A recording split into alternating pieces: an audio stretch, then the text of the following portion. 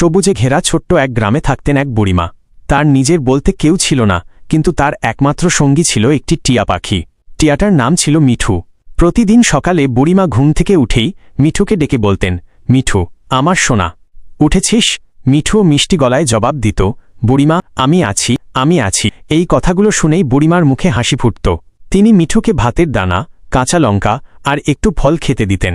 তারপর দুজন বসে থাকতেন উঠোনে, একজন মানুষ আর একজন পাখি, কিন্তু তাদের ভালোবাসা ছিল রক্তের সম্পর্কের থেকেও গভীর। একদিন হঠাৎ বুড়িমা অসুস্থ হয়ে পড়লেন। কথা বলার শক্তিও আর রইল না। মিঠু খাঁচার ভেতর ছটফট করতে লাগল আর বারবার ডাকতে লাগল। পাখিটার ডাক শুনে পাশের বাড়ির মানুষজন ছুটে এলো। তারা বুড়িমাকে চিকিৎসা করালো, সেবা করল। কয়েকদিন পর বুড়িমা ধীরে ধীরে সুস্থ হয়ে উঠলেন।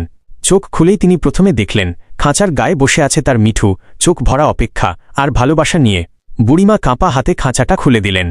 বললেন, উড়ে যা সোনা, তুই মুক্ত। কিন্তু মিঠু উড়ে গেল না। সে এসে বসল বুড়িমার কাঁধে, যেন বলতে চাইল, ভালোবাসার ঘর ছেড়ে কেউ কোথাও যায় না। সেদিন থেকে বুড়িমা আর একা ছিলেন না, কারণ সত্যিকারের ভালোবাসা কখনো মানুষ আর পাখির ভেদ মানে না। আরও এমন সুন্দর সুন্দর গল্প পেতে আমাদের চ্যানেলটিকে সাবস্ক্রাইব করুন।